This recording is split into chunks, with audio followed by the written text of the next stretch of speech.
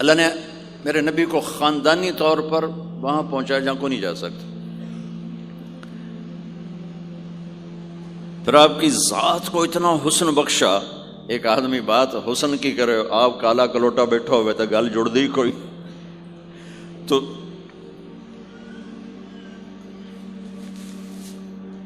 آپ تشریف لے جا رہے تھے ہجرت کر کے، تو راستے میں ایک رابغ ایک جگہ آتی ہے، وہاں بھوک لگی، پیاس لگی، وہ کھانے کا سامان تھا نہیں، تو ایک بڑھیا عورت کا خیمہ دیکھا.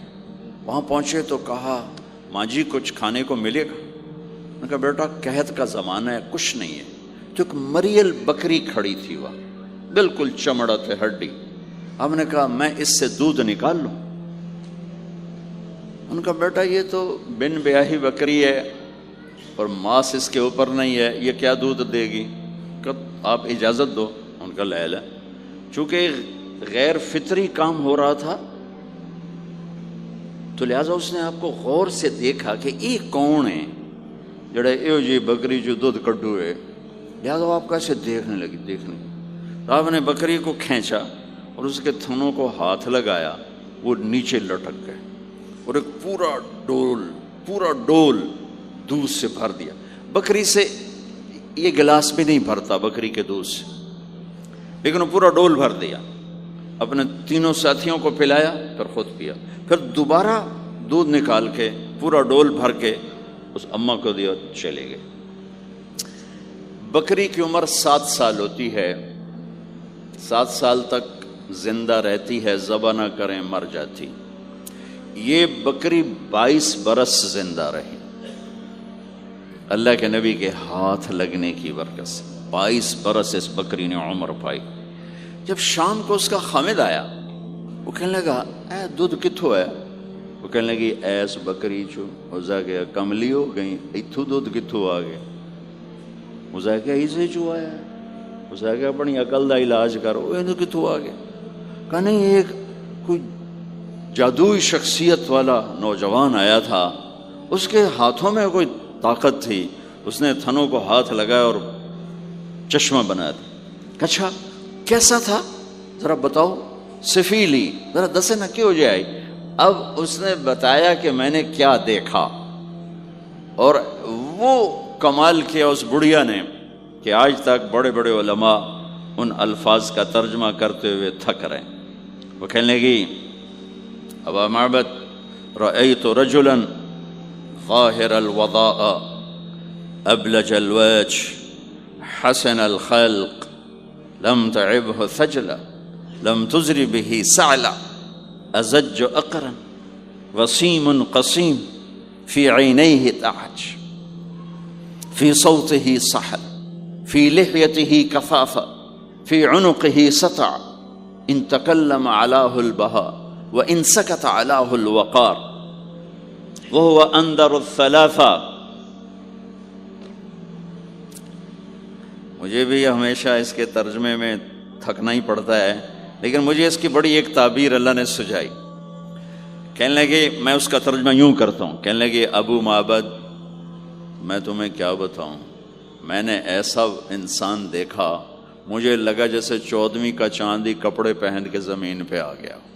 تو مجھے یوں لگا جیسے 14ویں کا چاندی زمین پہ کپڑے پہن کے اتر آیا. کیا حسن تھا، کیا جمال تھا، کیا خوبصورت بھویں تھیں، کیسا ماتھا چوڑا تھا، آنکھیں کیسی حسین تھیں. ادعج اشکل احور اہدب اکہل انجل ابرج. میرے نبی کی آنکھوں کے بارے میں 7 الفاظ آتے ہیں، 7 جو میں نے ابھی دہرائے، اور ان 7 کا ایک ترجمہ ہے کہ کائنات میں ایسی آنکھ اللہ نے کسی کو نہیں عطا فرمائی، ایسی خوبصورت آنکھیں اللہ نے عطا فرمائی آپ کو. آواز میں جادو تھا، آواز میں جادو تھا، پکڑ آواز دل کو پکڑتی تھی.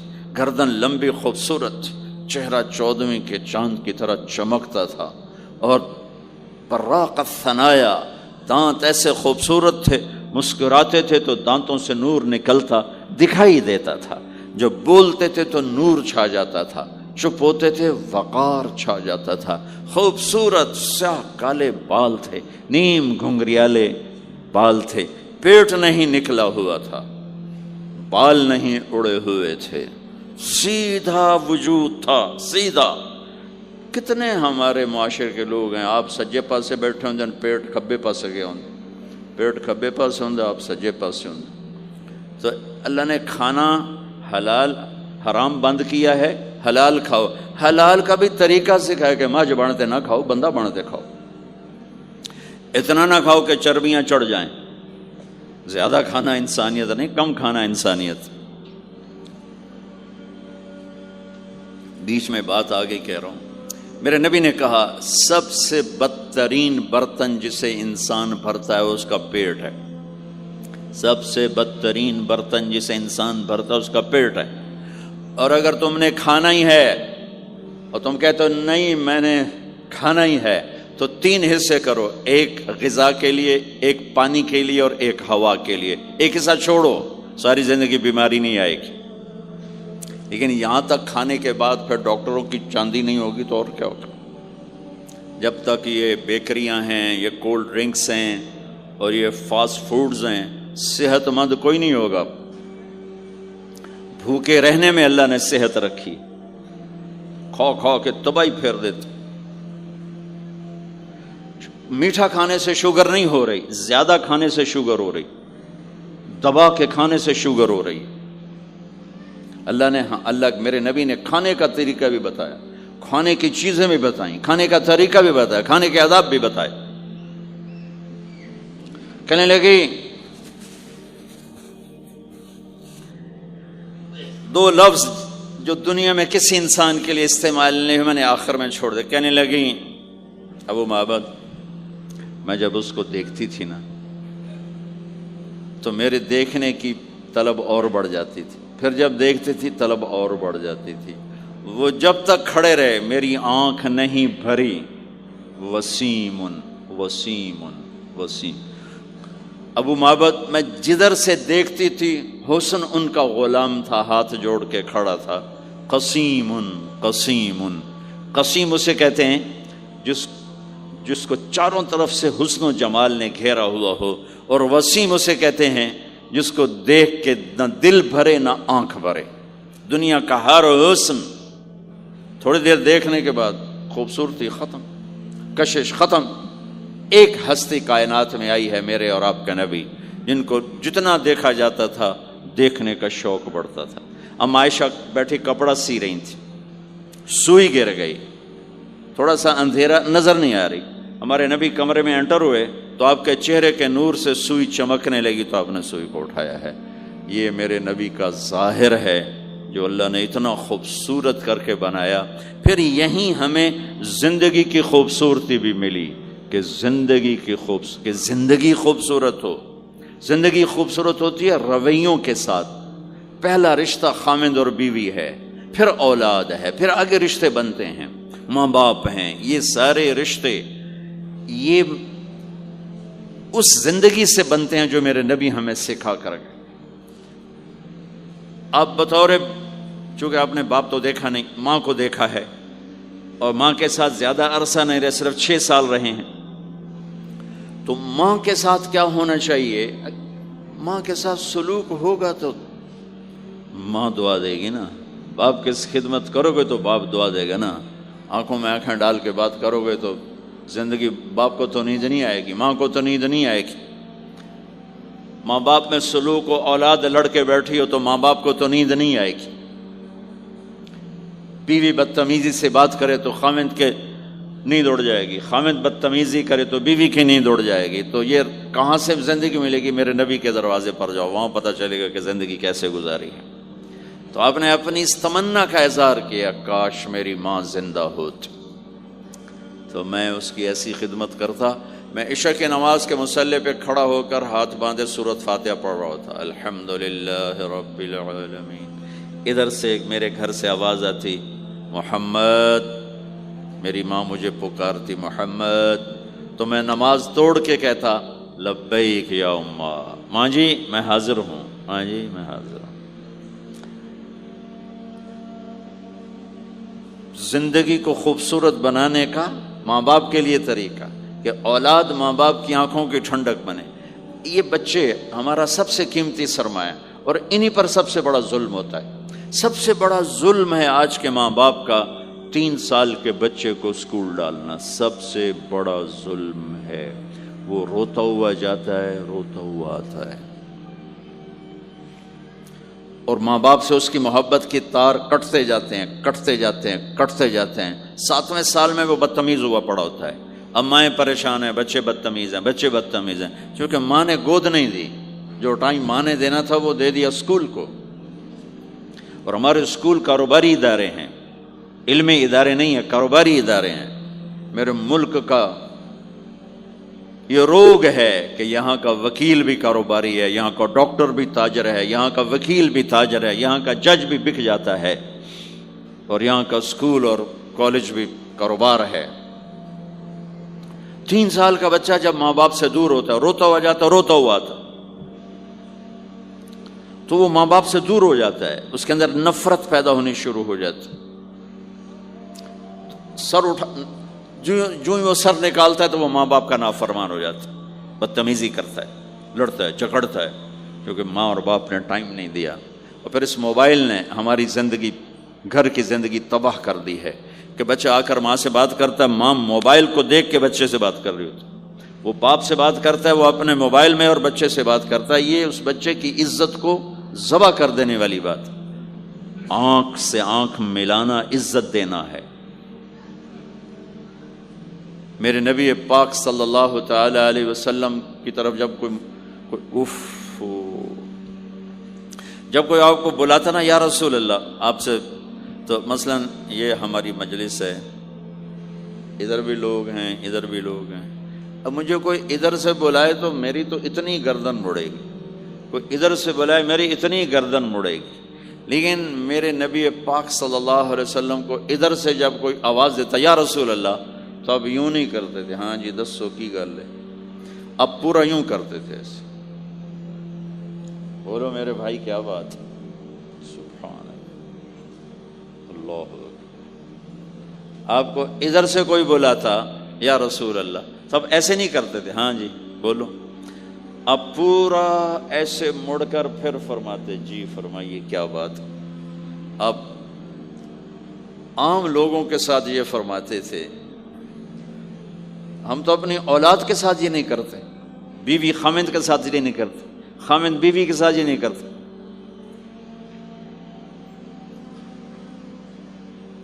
تو وہ ایک گیپ پیدا ہو جاتا ہے، ایک فاصلہ پیدا ہو جاتا ہے. تو میرے نبی نے بتایا کہ ماں باپ کے ساتھ کیا کرنا ہے. کہ میری ماں ہوتی تو میں نماز ہی توڑ دیتا اس کے لیے. حج کا سفر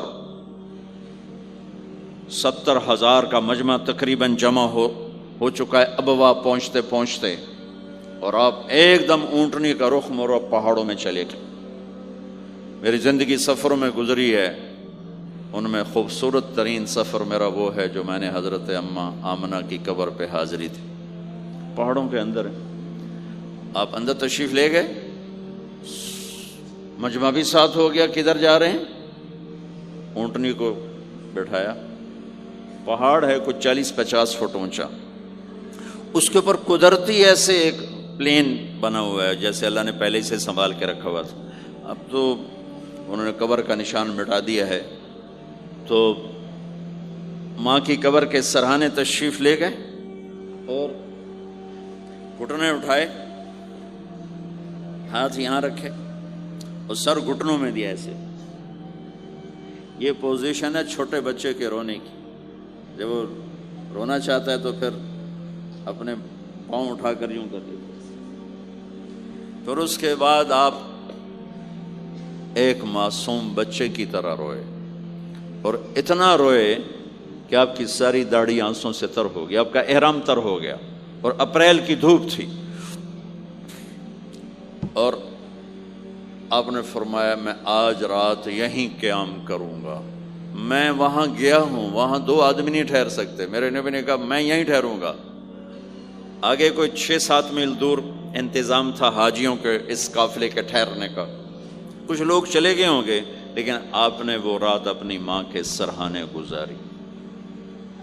اور میں جب وہاں پہنچا تو مجھے چونکہ سیرت پڑھی تھی تو مجھے چشم تصور میں وہ نظر آ رہا تھا، حضرت آمنہ کی عمر صرف 25 برس تھی اور ہارٹ اٹیک ہوا اچانک،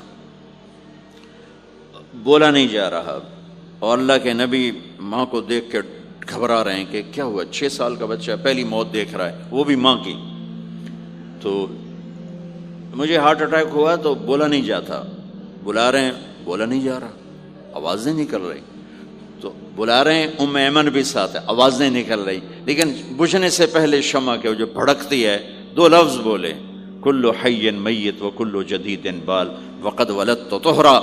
میرے بچے، ہر جوانی ڈھلتی ہے اور ہر زندگی موت کا نوالا بنتی ہے، مجھے لگتا ہے میرا وقت آ گیا ہے، لیکن میں ایک ایسے بچے کو چھوڑ کے جا رہی ہوں جو ساری دنیا کو پاک کر دے گا، پاکیزہ چھوڑ کے جا رہے ہیں۔ تو پتھروں میں ہی دبایا، کوئی کھودنے کا تو انتظام ہی نہیں تھا، تو جب پہاڑ سے نیچے اترے تو اللہ کے نبی نے ایک دم ہاتھ چھڑایا، دوڑ لگائی اور پھر پہاڑ پہ چڑھ گئے۔ تو ام ایمن آپ کی ماں ہیں، دودھ پلا، 8 عورتوں نے میرے نبی کو دودھ پلا، ان میں ایک ام ایمن بھی۔ وہ جب پیچھے گئیں تو ایسا منظر تھا جس کو دیکھ کر شاید زمین بھی رو رہی ہوگی اور آسمان بھی اور ابوا کے پہاڑ بھی۔ آپ ماں کی قبر پر ایسے لپٹے ہوئے اپنے سینے کو پتھروں کے ساتھ اور یوں دونوں ہاتھوں سے پتھر لیے ہوئے تھے۔ جب آپ ام ایمن قریب آئیں تو آپ سنا تو آپ فرما رہے تھے، ماں جی آپ کے سوا تو میرا کوئی نہ تھا، آپ بھی مجھے چھوڑ کے چلی گئیں، میرے لیے اب کس کی گود ہے؟ تو ام ایمن رضی اللہ عنہ نے اٹھانا چاہ کے، بیٹا اٹھو، تو آپ نے انکار کر دیا۔ تو میں نے کھینچ کے نیچے لائیں اور زبردستی لائیں اور اونٹنی پر بٹھایا، اور آگے 2 راتوں کا سفر تھا، وہ سب میرے نبی کے خاموش آنسوؤں سے آپ کا گریبان تر ہوتا گیا۔ اور آگے نہ کوئی خالہ ہے، نہ کوئی اور آسرا ہے، نہ باپ ہے، باپ اور ماں ہی بڑا سہارا ہوتے ہیں۔ دادا نے کفالت میں لیا 8 سال کی عمر میں، ان کا بھی اللہ نے ان کو بھی اپنے پاس بلا لیا۔ تو وہ سارا منظر میرے سامنے گھوم رہا تھا، اوپر سے سورج ڈوبنے والا تھا، تو وہ عجیب کیفیات تھے، وہ میں بیان نہیں کر سکتا ہوں کہ اللہ کی قسم اگر آپ اور میں زندگی کو خوبصورت بنانا چاہتے ہیں تو اپنے نبی کی زندگی کو سیکھنا ہوگا، ان بچوں کو سکھانا ہوگا۔ ہم نے کوئی کاروباری کام نہیں کیا ہے کہ ہم اسے کوئی کاروبار کر رہے ہیں، کوئی پیسہ کما رہے ہیں، حاشا وکلا حاشا وکلا۔ ہماری یہ نسل، ان کے ساتھ کاروبار کر رہا ہوں کہ یہ پروان چڑھیں اپنے نبی کی محبت کے ساتھ، یہ پروان چڑھیں اپنے حبیب کے نقش قدم پر چلنے کے ساتھ۔ ان کے اندر اللہ اس کے نبی کی محبت، ہر بچے بچی کے اندر اللہ نے اپنے اور اپنے حبیب کی چپ ڈال دی، اس کو نکالا نہیں جا سکتا۔ میں اس کو ایکٹیویٹ کرنا چاہتا ہوں کہ اللہ کرے ان کے جذبے اللہ کے نبی کے ساتھ جڑ جائیں، پھر ماننا آسان ہو جاتا، پھر اطاعت آسان ہو جاتی۔ جب محبت نہیں ہوتی تو اطاعت نہیں آتی۔ تو میرے بھائی بہنوں، زندگی کی خوبصورتی کا تعلق میرے نبی والے خوبصورت اخلاق کے ساتھ۔ پھر آپ نے بیویوں کے ساتھ کیا سلوک کیا؟ 2 مہینے چولہا نہیں جلتا، 2 مہینے کھانے کو کچھ نہیں ملتا، اور ہر بیگم قربان ہے، فدا ہے۔ 2 مہینے جس عورت کے گھر میں چولہا نہ جلے وہ خامند کا کیا حشر کرے گی؟ اور میرے نبی کے گھر میں 2 مہینے چولہا نہیں جل رہا ہے، خود بھی بھوک برداشت کر رہے ہیں، بیگمات بھی بھوک برداشت کر رہے ہیں۔ ایک رات حضرت عائشہ کے ساتھ لیٹے ہوئے تھے ایک ہی چارپائی پر، تو آپ کبھی یوں کروڑ بدلتے، کبھی یوں کروڑ بدلتے، پھر ایک دم آگے بڑھے اور چارپائی کی لکڑی کے اوپر ایسے پیٹ کو ٹیک کر نیچے جھک گئے۔ تو عائشہ اٹھ کے بیٹھ گئے، یا رسول اللہ کیا ہوا؟ آپ سیدھے ہو کر فرمایا، عائشہ بھوک بڑی لگی۔ جس کے ہاتھ میں جنت کی چابی ہو، جو میرے نبی کا، میرے اللہ کا محبوب اور حبیب ہو، جس سے پردے ہٹا کر میرا رب کلام کر چکا ہو، جسے قاب قوسین او ادنا کا مقام دے چکا ہو، اور جس سے آگے مقام محمود پر بٹھانے والا ہو، اور جس کی شفاعت سے جنت کا دروازہ کھلنے والا ہو۔ عائشہ بھوک بڑی لگی تو عائشہ رونے لگی کہ یا رسول اللہ آپ اللہ سے بات کیوں نہیں کرتے ہیں؟ کہ نہیں عائشہ، اسی بھوک میں اللہ سے ملوں گا، مجھ سے پہلے جو نبی میرے ساتھی تھے وہ بھی اسی طرح چلے گئے، میں بھی ایسے ہی چلا جاؤں گا۔ اور اس کے باوجود بیویاں قربان ہو رہی ہیں، فدا ہو رہی ہیں۔ کس چیز نے باندھا ہوا تھا؟ میرے نبی کے سلوک نے، میرے نبی کے اخلاق نے۔ اللہ کی قسم، میرے نبی کی شادیاں شوق کی شادیاں نہیں تھیں۔ ایک حدیث سناتا ہوں، ما تزوجت وما زوجت الا بوحی من السماء نزل به جبریل۔ سن لو لوگو، میں نے جہاں شادی کی، میں نے جہاں بیٹی دی، پہلے آسمان سے وحی آئی، جبریل لے کر آئے، پھر میں نے شادی کی۔ تو یہ شوق کی شادیاں نہیں ہیں، زندگی سکھانے کی شادیاں ہیں، کیونکہ سب سے مشکل رشتہ خامند اور بیوی ہے، سب سے مشکل رشتہ خامند اور بیوی ہے۔ اس وقت طلاقیں کیوں بڑھ رہی ہیں؟ ایک تو یہ ہماری یہ جو فاسٹ فوڈ ہے، اس نے ہمارے اندر جو ایک نیچرل سسٹم تھا اسے ڈسٹرب کر دیا ہے، تو غصہ بڑھ گیا ہے، برداشت گھٹ گئی ہے، چھوٹی چھوٹی باتوں پہ گھر اجڑ رہے ہیں، گھر اجڑ رہے ہیں۔ پہلے یورپ میں سنتے تھے، اب یہاں پاکستان آج شادی ہوتی، چوتھے دن طلاق ہو رہی ہوتی۔ میں وہاں بیان کے لیے نکل رہا تھا مانچسٹر، تو میرے ساتھ جو گاڑی چلا رہا تھا، میں نے پوچھا آپ کیا کرتے ہو؟ لاہور کا تھا۔ کہا جی میں وکیل ہوں۔ میں نے کہا یہاں کوئی جھوٹے کیس ہوتے ہیں جیسے پاکستان میں؟ کہا جی نہیں، یہاں جھوٹا کیس کوئی نہیں ہوتا، جو بھی ہوتا ہے جینون ہوتا ہے۔ میں نے کہا یہاں مسلمانوں کے لڑائی جھگڑے آتے ہیں؟ کہا جی ہاں جی آتے ہیں۔ میں نے کہا سب سے زیادہ کیا جھگڑے آتے ہیں؟ کہا جی سب سے زیادہ طلاق کے آتے ہیں، طلاق طلاق طلاق طلاق۔ کہ نہیں سیکھا، زندگی برداشت کا نام ہے، برداشت کرنا سیکھا نہیں۔ میرے نبی نے 11 شادیاں کی، ہر قسم کی عورت کے ساتھ شادی کی، خاندان کے اندر، برادری کے اندر، اور خاندان برادری سے باہر۔ یہی 3 نسبتیں ہیں۔ اپنے خاندان میں قریش، تو آپ کی کئی بیگمات قریش، حضرت عائشہ، حضرت حفصہ، حضرت زینب، حضرت ام حبیبہ، یہ سب قریش ہیں۔ قریش سے باہر حضرت میمونہ، حضرت جویریہ، یہ قریش سے باہر ہے، برادری۔ پھر برادری سے بھی باہر شادی کی، یہود، حضرت صفیہ یہودی کی بیٹی ہیں، ان کے ساتھ شادی کی۔ ہر نسل سے شادی کی، اوپر والے کا نظام ہے۔ اپنے سے مالدار حضرت خدیجہ، اپنے برابر ام سلمہ، ام حبیبہ، اپنے سے کم فخر میں جویریہ، صفیہ، اپنے سے غربت کے ساتھ نہیں۔ عمر سے بڑی کے ساتھ شادی کی، حضرت خدیجہ۔ ہم عمر کے ساتھ شادی کی، حضرت سودا۔ عمر سے کم سے شادی کی، حضرت عائشہ۔ بیوہ سے شادی کی، حضرت خدیجہ۔ مطلقہ سے شادی کی، حضرت زینب۔ کماری سے شادی کی، حضرت عائشہ۔ جتنی بھی نسبتیں کسی عورت کی بن سکتی ہیں، ان سب میں اللہ نے آپ کو استعمال کر کے زندگی گزارنے کا طریقہ سکھایا۔ تیز مزاج کے ساتھ شادی کی، حضرت حفصہ رضی اللہ تعالیٰ عنہ، مزاج میں تیزی تھی۔ حضرت عمر رضی اللہ تعالیٰ عنہ کی بیٹی، مزاج میں شدت تھی، زندگی گزار کے دکھایا۔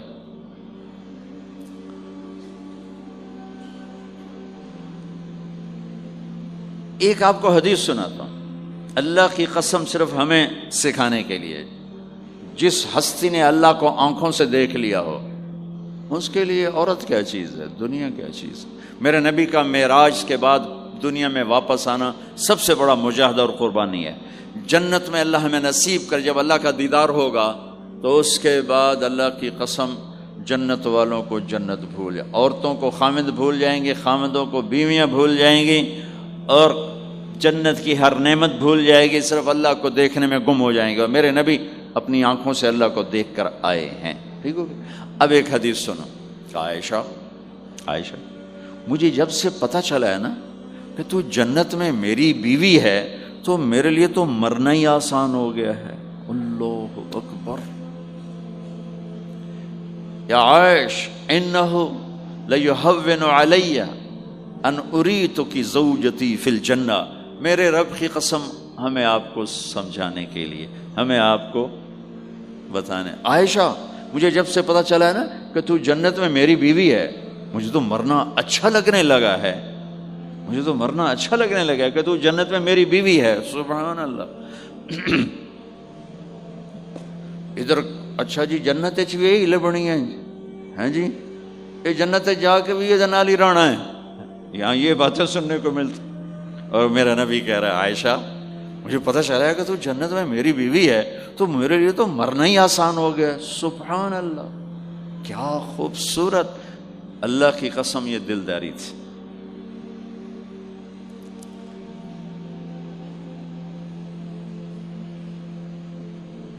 سب سے مشکل رشتہ خاوند اور بیوی ہے، سینکڑوں آیات اس کے لیے اللہ نے اتاری، ماں باپ کے لیے چند آیات، اولاد کے لیے چند آیات، بہن بھائیوں کے لیے چند آیات ہے، خاوند اور بیوی کے لیے قرآن پڑھا ہے، پوری سورت اتاری ہے اور سینکڑوں آیات اتاری، چونکہ ایک اس رشتے کی اہمیت، ایک اس کی نزاکت اور کمزوری کہ کوئی رشتہ ٹوٹتا نہیں سوائے خاوند اور بیوی کے۔ میں ماں کا بیٹا ہوں، باپ کا بیٹا ہوں، اچھا ہوں یا برا ہوں، انہی کا ہوں، میرا نسب میری نافرمانی سے بدل نہیں سکتا، میں اللہ بخش کا بیٹا ہوں، میرا یہ نسب بدل نہیں سکتا، اچھا ہوں یا برا ہوں، اللہ ان کی قبر روشن کرے۔ خاوند اور بیوی کا رشتہ ایک بول پہ ٹوٹ جاتا ہے، ایک بول پہ ٹوٹ جاتا ہے، اس لیے اس کو بچانے کے لیے آیات آیات آیات، اور میرے نبی کی شادیاں کہ کس طرح ایک گھر کو لے کے چلتے ہیں، کس طرح ہر مزاج کی عورت کے ساتھ سلوک کرتے ہیں۔ جہاد کا سفر، کاروباری سفر نہیں، میرے نبی کا، اور چلنے لگے، اعلان ہوا کوچ کرو، سب نے سواریاں کس لیں، سامان کس لیا، یوں چلنے کا حکم ہو رہا ہے، اور حضرت عائشہ رضی اللہ نے اپنا یوں دیکھا، اونٹنی پہ بیٹھ گئی تھیں، ہار کوئی نہیں، یا رسول اللہ میرا تو ہار کوئی نہیں، میرا ہار گم ہو گیا ہے، میرا ہار تلاش کریں، ہم پھر چلیں گے۔ تو میرے نبی کہتے تو وڈی آئی نواب زادی، میں جہاد تے بہ جانا، تینوں ہار دی پائے گی، چل اگو لگ۔ میرے نبی نے کہا چلو بھائی عائشہ کا ہار تلاش کرو۔ اللہ کی قسم میں جب یہ واقعات پڑھتا ہوں یا سناتا ہوں میں خود حیرت میں ڈوبا ہوتا ہوں کہ کیا کر دیا میرے نبی نے، جہاد کا سفر، اور میرے نبی کا ہار تلاش کرو بھائی، اب سارے ہار تلاش کر رہے ہیں۔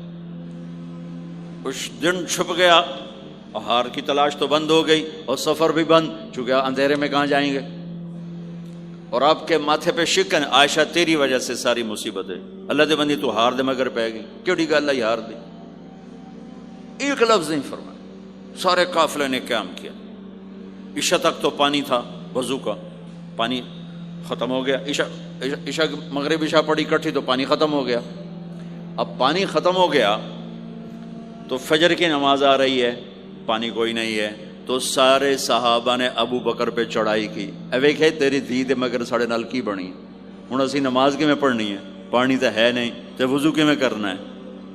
اب ابو بکر کو غصہ چڑھا، اس ایک دم، وہ تو باپ تھے، وہ گھس گئے خیمے میں، آگے دیکھا تو اللہ کے نبی اما عائشہ کی گود میں سر رکھ کے سوئے ہوئے تھے، اور اما جی ایسے بیٹھی تھی، آپ کو سارا دیکھ رہی ہوں، اب بولیں تو خطرہ ہے آنکھ کھل جائے گی، اور غصہ بھی چڑھا ہوا ہے، باپ بھی ہیں، تو اب مجھے دیکھو کیا کر رہے تھے۔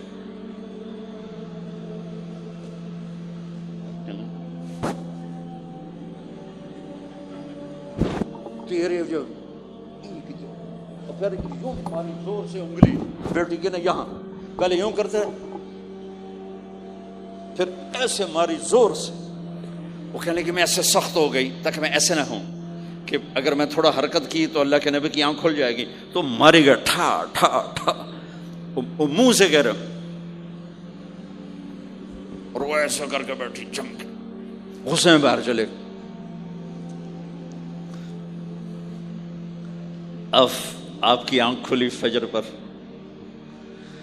تو عائشہ نے کہا یا رسول اللہ وہ تو باہر تو بڑا مسئلہ ہو گیا ہے، پانی کوئی نہیں ہے اور نماز کا وقت ہو گیا ہے، وضو کیسے کریں؟ سبحان اللہ، اللہ نے قانون بدل دیا، دنیا میں پہلی دفعہ ہونے لگا ہے۔ 1,24,000 نبی آئے، پانی نہ علی وضو ہو سکتا ہے، اس کے علاوہ نہیں ہو سکتا۔ میرے اللہ نے قرآن اتارا فَإِن لَّمْ تَجِدُوا مَاءً فَتَيَمَّمُوا صَعِيدًا طَيِّبًا فَامْسَحُوا بِوُجُوهِكُمْ وَأَيْدِيكُمْ مِنْهُ۔ اچھا میرے بندو، پانی مک گیا ہے، چلو مٹی چاہتے منہ تے مارو تے دوئی چاہتے ہتھاں تے مارو تے تمہارا وضو ہو گیا، چلو تیمم کرو اور نماز پڑھو۔ اب وہ جو سارے ابو بکر پہ غصے ہو رہے تھے نا، اما عائشہ کہنے لگے واہ ابو بکر بھائی تیرے تو فعل کی کم بن گیا، تیری دھی دے تو فعل کی کم بن گیا۔ تو اسید بن حذیر پہلے ذرا زیادہ گرم ہوئے تھے، تو وہی ابو بکر تیرے گھر کی یہ پہلی برکت نہیں ہے، پہلے بھی بہت شمار برکتیں تیرے گھر کی تو فعل امت کو ملی ہیں۔ تو اللہ نے تیمم کی آیت اتار دی، حضرت عائشہ کو ڈانٹ پلانے کی آیت نہیں آئی کہ میرے نبی تیری بیگم کے ہار کی وجہ سے میرے دین کا کام رک گیا اور میرے بندوں کی نماز خراب ہو گئی اور ان کو پانی سے محروم ہونا پڑا۔ میں قربان جاؤں اپنے رب پر، اپنے حبیب پر، اس ماں عائشہ پر، دنیا کی واحد عورت ہے جس کے سینے پر سر رکھ کر کسی نبی نے جان دی ہو۔ 1,24,000 نبیوں میں سے کوئی نہیں ہے جس کا سر بیگم کے سینے اور ٹھوڑی کے درمیان ہو اور اس کی جان اللہ نے نکالی ہو۔ واحد میرے آپ کے مات فی سحری و نحری، سحری و نحری، سحری و، کہ میرے چونکہ آپ ایسے بیٹھے تھی اور حبیب پاک آپ کے سینے پر یوں دراز تھے، نیم دراز اس طرح، اور آپ کا سر مبارک ٹھوڑی کے ساتھ لگ رہا تھا، ٹھوڑی کے ساتھ یہ جگہ یہاں لگ رہی تھی اور باقی یہاں تھی، آپ اس طرح۔ اور واحد خاتون ہے جن کا حجرہ کسی نبی کی آرام گاہ بنا، ابدی آرام گاہ بنا۔ واحد اما عائشہ ہیں جن کے حجرے کو اللہ نے کسی نبی کے آرام گاہ بنایا، اور یہ واحد حجرہ ہے جہاں 70,000 فرشتہ صبح آ کے درود و سلام پڑھتا ہے اور شام تک پڑھتا ہے، اور شام کو 70,000 نیا آتا ہے اور صبح تک درود و سلام پڑھتا ہے اور واپس چلا جاتا ہے۔ کائنات اللہ جب مسلمان دنیا سے مٹ جائیں گے، مسجد نبوی مٹ جائے گی، بیت اللہ مٹ جائے گا، مدینے کی ایک اینٹ باقی نہیں بچے گی، مکہ کتنے بڑی بڑی بلڈنگیں، ایک اینٹ باقی نہیں بچے گی، اور وہاں سے گزرتے ہوئے لوگ کہیں گے لگتا ہے اتنے کدی آبادی ہوئے گی، ایتھے لگتا ہے کدی آبادی ہوئے گی۔ یہ زبانوں پہ ہوگا جب سارے نشان مٹ جائیں گے، اس وقت بھی 70,000 فرشتہ آ کے درود و سلام صبح سے شام تک پڑھے گا اور شام سے صبح تک پڑھے گا۔ یہ واحد میں خاتون ہیں عائشہ بنت ابی بکر جن کو اللہ نے یہ عزت بخشی، اور یہ واحد خاتون ہیں جب ان کے اوپر تہمت لگی، حضرت یوسف علیہ السلام پہ تہمت لگی تو بچے نے گواہی دی، حضرت مریم پہ تہمت لگی بیٹے نے گواہی دی، اور اما عائشہ پہ تہمت لگی تو اللہ نے گواہی دی کہ میں گواہ ہوں، اللہ گواہ بن کے آئے۔ تو اللہ نے کہا تیمم کرو بھائی، سارے خوش ہو گئے، سارے خوش ہو گئے۔ تو حضرت عائشہ نے کہا یا رسول اللہ اب میرا ہار چھوڑ دیں، اب چلیں۔ تب آپ نے کہا چلو بھائی کوچ کرو۔ اس سے زیادہ کوئی دلداری کا واقعہ پیش کر سکتا ہے؟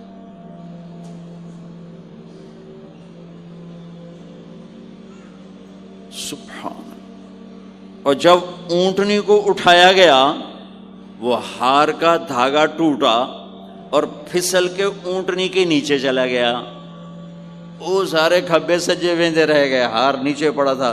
جب اونٹنی کو اٹھایا تو ہار نیچے سے نکلا، تو صاحب نے کہا لے بھی عائشہ اے تیرا ہار بھی لب گیا۔ یہ دلداری ہے میرے نبی کی، یہ ہمیں سکھایا۔ کہیں عورتوں کی بدتمیزی بھی انتہا کو پہنچی ہوتی ہے اور وہ اپنے گھر اجاڑ دیتی ہیں اپنی زبان کی شدت کی وجہ سے، اپنی بد اخلاقی کی وجہ سے، لیکن کوئی زیادہ معاملہ مردوں کی طرف سے خراب ہوتا ہے تو شریعت نے بھی اس کو زیادہ بیان کیا اور میرے نبی نے بھی اس کو اجاگر کیا۔ اور میرے نبی کی آخری تقریر، آخری خطبہ حجۃ الوداع کا، صرف ایک رشتے کو بیان کیا، صرف ایک رشتے کو بیان۔ ہم کتنے رشتوں میں جکڑے ہوئے ہیں، ماں باپ، بہن بھائی، چاچا تایا، خالہ خالو، دادا دادی، نانا نانی، ساس بہو، کتنے ہم رشتوں میں جکڑے ہوئے ہیں۔ میرے نبی نے صرف ایک رشتے کا حق بیان کیا، استوصوا بالنساء خیرا، میں تمہیں تمہاری بیویوں کے بارے میں وصیت کر رہا ہوں، ان کے ساتھ اچھا سلوک کرنا۔ صرف ایک رشتے کو بیان فرمایا، چونکہ یہ بنیادی رشتہ ہے، یہاں سے خاندان بنتا ہے۔ جب یہ ٹوٹ جاتا ہے اور ہمارا جوائنٹ فیملی سسٹم ہے تو کہیں ساس توڑ رہی ہے، کہیں سسر توڑ رہا ہے، کہیں نندیں توڑ رہی ہیں، کہیں خود خامد اپنی بے وقوفی کی وجہ سے توڑ رہا ہے، کہیں بیوی اپنی حماقت کی وجہ سے اس رشتے کو توڑ رہی ہے۔ ایک عورت آئی، ایک لڑکی آئی، یا رسول اللہ میری شادی ہونے لگی، میرے خامد کا کیا حق ہے میرے اوپر؟ دونوں طرف کی میرے نبی نے زندگی سکھائی۔ میرے نبی نے فرمایا تیرے خامد کے جسم پہ پھوڑے نکل آئیں، پھوڑوں میں گندا پانی جمع ہو جائے، پیپ جمع ہو جائے، اور تو زبان سے چاٹ چاٹ کے اس کے زخموں کو دھوئے، تو بھی تو نے اپنے خامد کا حق ادا نہیں کیا ہے۔ دوسرا، لائف کو بیلنس کیا میرے نبی نے کہ ایک گھر کیسے چلتا ہے، وہ کس طرح خوبصورت بنتا ہے، وہ میرے نبی کے اخلاق ہیں۔ آپ سب سے ایک بات کرتا ہوں، برداشت کرنا سیکھ لیں، زندگی خوبصورت ہو جائے۔ صرف سارے اخلاق کو میں جمع کروں ایک لفظ میں، برداشت، اور اس کو شریعت میں صبر۔ صبر کرنا سیکھ لیں، زندگی خوبصورت ہو جائے گی۔ بچیاں ساس کی شکایت کر رہی ہوتی ہیں، کبھی خامند کی شکایت کر رہی ہوتی ہیں، کبھی اولاد ماں باپ کی شکایت کر رہی ہوتی ہے، کبھی اولاد ماں باپ کی شکایت کر رہے ہوتے ہیں۔ شکایتوں سے جہان بھرا پڑا ہے۔ آپ شکایتوں کو دفن کر کے ہونٹ سی لیں، صبر، آہ نہ کر لبوں کو سی، عشق ہے دل لگی نہیں، سینے پہ تیر کھائے جا، آگے قدم بڑھائے جا، یعنی زبان حال سے کہہ دے کہ ہاں ستائے جا۔ جو ستاتا ہے چپ ہو جاؤ، جو ستاتا ہے چپ ہو جاؤ۔ اللہ کی قسم آپ ایسی طاقت بنو گے کہ پہاڑ بھی راستہ دیں گے۔ صبر انسان کی سب سے بڑی طاقت، صبر انسان کی سب سے بڑی طاقت ہے، صبر انسان کی سب سے بڑی طاقت، الٹا کے رکھ دیتی ہے چیزوں کو۔ چپ رہنا سیکھ، خاموش رہنا سیکھ، درگزر کرنا سیکھ، تو آپ دیکھیں گے آپ کی زندگی میں کتنا حسن آتا ہے، کتنی زندگی میں مٹھاس پیدا ہوتی ہے۔ غصہ نکال دینا وقتی ایک راحت ہوتی ہے، اور پھر شرمندگی اور ندامت کے سوا کچھ نہیں ہوتا۔ اور پی جانا، سہ جانا، یہ آپ کو ایک عظیم و شان ہستی بنا دے گا۔ آپ کی دعائیں عرش سے جا ٹکرائیں گی۔ چپ رہنا ان بچوں کو سکھائیں، خاص طور پر اپنی بیٹیوں کو چپ رہنا سکھائیں کہ میں دکھ سے کہتا ہوں میرے دیس کا سسرالی معاشرہ ظالم ہے، ظالم ہے، ظالم ہے۔ اس میں نہ کوئی نمازی کی قید ہے، نہ بے نمازی کی، نہ دیندار کی، نہ بے دین کی، نہ کسی پردے والے گھر کی، نہ بے پرد گھر کی۔ سسرالی معاشرہ بہت ظالم ہے، بہت ظالم۔ جوائنٹ فیملی سسٹم عذاب بن چکا ہے، عذاب۔ پہلے ایک رحمت تھی یہ کہ سب کو اپنے حقوق حدود کا پتہ تھا، اب کسی کی زندگی میں دخل دینا یہ ہمارے اخلاق بن چکے ہیں، تو ہم اپنی زندگیوں کو خراب کر چکے، برباد کر چکے۔ پھر اولاد کے ساتھ کیا کرنا ہے؟ میرے نبی نے حسن حسین کے ساتھ 7 سال گزارے، حسین کے ساتھ 6 سال، حسن کے ساتھ 7 سال علیہم السلام رضی اللہ عنہما۔ 7 سال میں بچہ سمجھدار ہوتا ہے، ایک نصیحت نہیں کی، ایک نصیحت، 7 سال ایک نصیحت نہیں پائیں گے آپ۔ اتنے بڑے نبی، اتنا بڑا انسانیت کا بوجھ، اور روزانہ ٹائم نکال کے بچوں کے پاس آ کر بیٹھتے تھے، ان کے ساتھ کھیلتے تھے، کشتی کرتے تھے، اور بھائیوں کو لائن میں کھڑا کر دیتے تھے۔ تو حضرت جعفر جوانی میں شہید ہو گئے، ان کے بچوں کو، عون، عبداللہ، محمد، ان کے 3 بیٹے تھے، ان کو بھی بلا لیتے اور ایسے ان کو لائن میں کھڑا کر کے پھر ایسے بائیں پھیلا، ہاں بھائی آؤ بھائی مجھے پکڑو، کون ہے جو مجھے پہلے ہاتھ لگائے گا؟ کون ہے جو مجھے پہلے ہاتھ لگائے گا؟ وہ دوڑ لگاتے پانچوں کا پانچوں، کوئی سر پہ چڑھتا، کوئی کمر پہ چڑھتا، کوئی گود میں گرتا، اور میرے نبی بیٹھ کے مسکراتے۔ ایک مجھے بات یاد ہے، صرف ایک یاد، کہ حضرت امام حسن رضی اللہ تعالیٰ عنہ علیہ السلام، انہوں نے صدقے کی کھجور اٹھائی اور منہ میں ڈال لی۔ صدقے کا آیا تھا مال، تو ایک کھجور اٹھا کے منہ میں، تو ہم کہا بخ بخ بخ، تو آپ نے منہ میں نا انگلی ڈال کے کھجور نکال لی کہ بیٹا ہمارے گھر پہ صدقہ جائز نہیں ہے، اس کو پھینک دو۔ بس یہ ایک بات مجھے اپنے نبی کی زندگی میں ملتی ہے۔ ٹائم دیا، محبت دی۔ کمال کی بات ہے نہیں، اتنی بڑی ہستی ہو اور بچوں کے لیے گھوڑا بنے کھڑے، آؤ بھائی آؤ بھائی، دونوں ہاتھ بھی ٹیک دیے، گھٹنے بھی ٹیک دے، آؤ بھائی میری کمر پہ چڑھ جاؤ۔ ان کو کمر پہ چڑھایا اور پورے کمرے میں چکر لگا رہے ہیں، چکر لگا رہے ہیں، اور پھر ان سے کہہ رہے ہیں تمہارا اونٹ کیسا؟ اونٹ متیا سواری کو کہتے ہیں، لیکن عام طور پر متیا عربی میں اونٹ کے لیے بولا جاتا۔ تو پوچھتے بچوں تمہاری سواری کیسی ہے؟ پھر دونوں بھائیوں کو اتار دیتے اور نواسی حضرت زینب ان کو اٹھاتے اور اپنی کمر پہ بٹھا کر کمرے میں چکر لگا رہے ہیں، چکر لگا رہے ہیں، چکر لگا رہے ہیں۔ یہ مائیں روز ٹھوکی کھلوتے، ایدو تھپڑ ایدو تھپڑ ایدو تھپڑ ایدو تھپڑ۔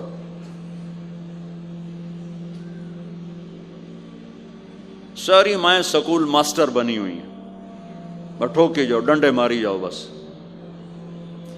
ایسی بے وقوف ہیں کہ جتنی محنت یہ کھانے پر کرتے، اپنے کپڑے کو سجانے پر کرتے، اس کا 100واں حصہ بچوں پہ کریں، ان کے بچے جنید بغدادی بن جائیں۔ ایک سکول کے حوالے کیا 3 سال کی عمر، پھر ٹیوٹر کے آتے، ٹیوٹر کے حوالے، اکیڈمیوں کے حوالے، پوچھتے پوتر ان کے روبوٹ ان کدی یہیں بھجے جاندے، ان کدی یہیں بھجے جاندے، ان کدی یہیں بھجے جاندے۔ اے آیا کہ بی آیا؟ اے بی سانو آپ برباد کیتا ہے۔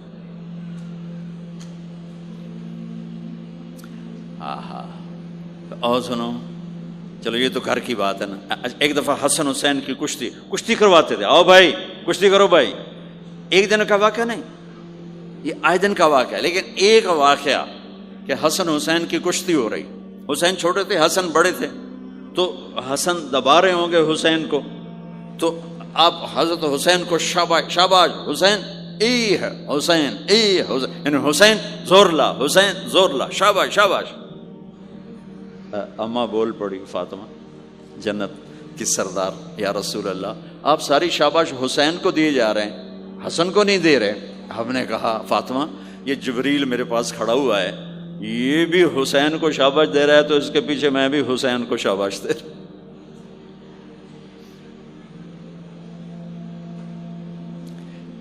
اس سے اور عجیب سنو، آپ فرض نماز پڑھا رہے ہیں، فرض نماز، نفل نہیں، گھر میں نہیں، مسجد میں، اور آپ سجدے میں گئے اور حسن نے چھلانگ لگائی اور کمر پہ جا کے بیٹھ گئے، اور اینج بندہ کرسی تو ٹھوک کے بیٹھ جاتا۔ میرے نبی نے سجدہ لمبا کر دیا، اتنا لمبا کیا کہ ان سجدے میں پڑے لوگ سوچنے لگے کہ کہیں اللہ کا نبی فوت تو نہیں ہو گیا۔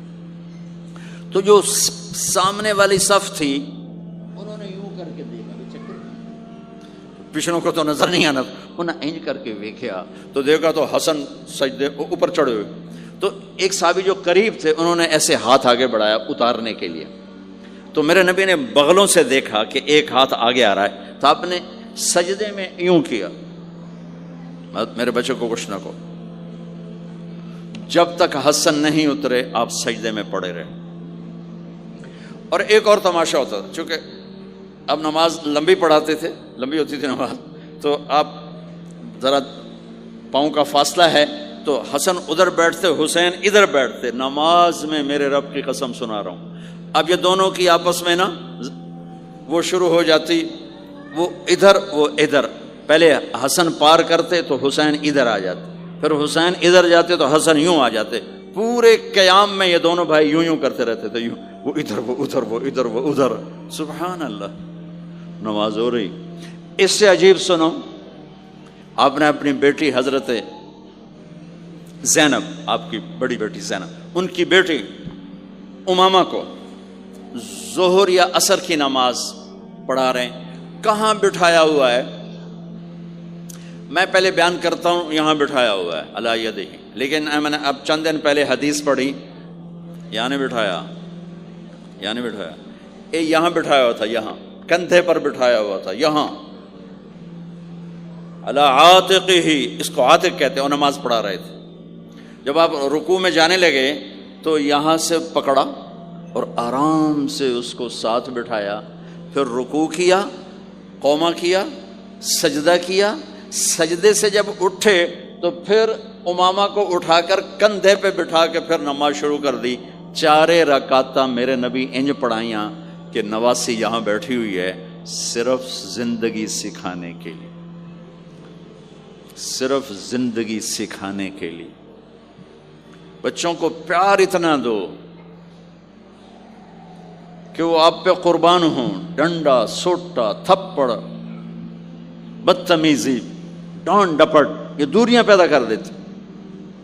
بہت چھوٹی عمر میں نے سگریٹ پینے شروع کر دی، کچھ 7-8 سال کی عمر میں نے سگریٹ پینے شروع کر دی۔ گاؤں میں تھے تو کوئی ماحول تو تھا نہیں، تو گھر والوں کو پتہ چل گیا، تو اب مجھے سگریٹ سے روکنے کے لیے سمجھایا جا رہا ہے۔ جی کیسے سمجھایا جا رہا ہے؟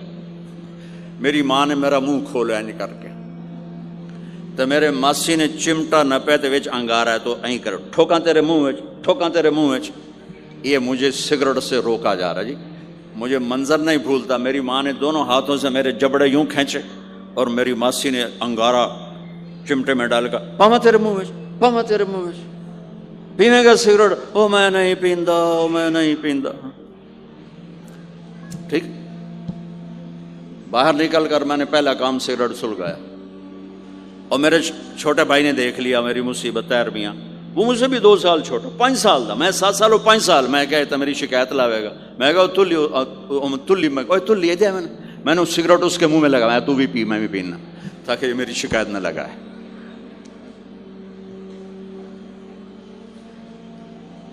تو آج کے ماں باپ بڑے جاہل ہیں، ہم بڑے ایجوکیٹڈ ہیں، میں کہتا ہوں انتہائی جاہل ہیں، جنہیں بچے کو لے کے چلنا نہیں آتا، جنہیں رشتوں کی قدر نہیں، انہوں نے خاک پڑا ہے، کاغذ کی ڈگریوں کو علم بنا کے پھرتے ہیں، جسے میرے نبی کی زندگی کا پتہ نہیں، اللہ کی قسم جانور سے بدتر ہے، جاہل ترین ہے جسے اپنے آقا کی زندگی کی خبر نہیں۔ حضرت حسن آپ کے پیٹ پر بیٹھے ہوئے ہیں، آپ ان کے ساتھ کھیل رہے ہیں، اچانک حسن نے پیشاب شروع کر دیا، مجھے یاد نہیں، میرے بچے بچیاں ماشاءاللہ، میں نے ان کو اٹھایا ہوا تھا اور مجھے پیشاب محسوس ہوا تو میں نے اسے بیٹھے رہنے دیا ہو، مجھے یاد، میں اسی وقت پیچھے یا منجی تے سٹے یا ہیٹھاں سٹے پیشاب اتنے کرتا الو جائے نہیں۔ ٹھیک، میرے نبی پاک صلی اللہ علیہ وسلم کے نواسے حسن آپ کے پیٹ پر بیٹھے تھے، پیٹ ننگا تھا، تو آپ ان کے ساتھ کھیل رہے تھے، تو انہیں پیشاب شروع کر دیا۔ میرے نبی ایسے بے حس و حرکت ہو کہ کہیں بچے میری حرکت سے بچے کا پیشاب نہ رک جائے، تو آپ ایسے ہو گئے، تو پورا پیشاب کیا اور آپ ہلے نہیں۔ جب وہ پیشاب سے فارغ ہوئے پھر آپ اٹھے اور بچے کو الگ بٹھا کر اپنے جسم پہ پانی ڈال کے اپنے آپ کو صاف کر کے تو آگے دوبارہ ان کے ساتھ کھیلنا شروع کر دیا۔ میں آپ کو اپنی نبی کی وہ زندگی بتا رہا ہوں جس کو اپنانے سے میری زندگی بھی خوبصورت ہو جائے گی، آپ کی بھی۔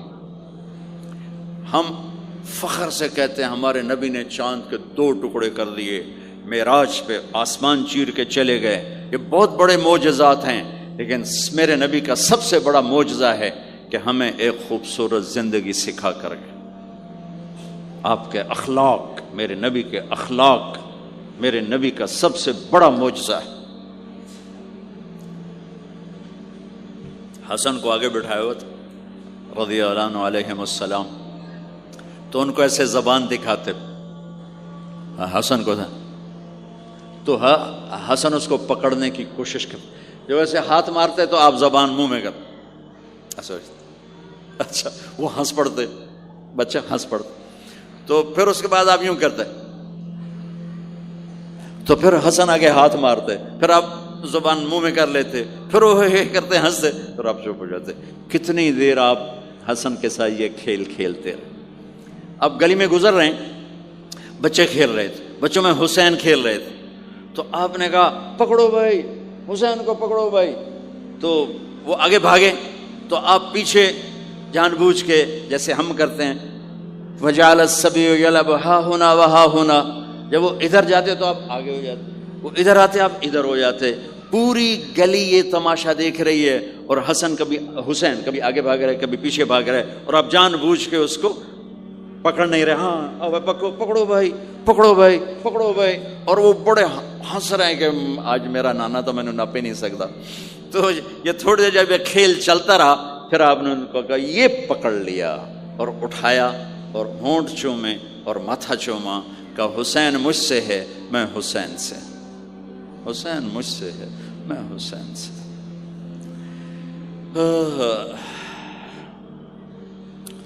میرے بھائی بہنوں عزیزو، اسلام ہی تو خوبصورت زندگی سکھاتا ہے، وہی ہم نے بھلا دیا۔ کپڑے کیسے ہوں، ٹائی کیسی ہو، کوٹ کیسا ہو، گاڑی کیسی ہو، کھانا کیسا ہو، لباس کیسا ہو، سواری کیسی ہو، گھر کیسا ہو، ڈرائنگ روم کیسا ہو، میچنگ کیسے ہو، بھلا اس کو زندگی تھوڑا ہی کہتے ہیں۔ تو آپ سب سے کہتا ہوں کہ اپنے نبی کی زندگی اور سیرت کو پڑھیں، اس کو سیکھیں۔ یہ تبلیغ کا کام ایک عملی محنت ہے، سیکھنی۔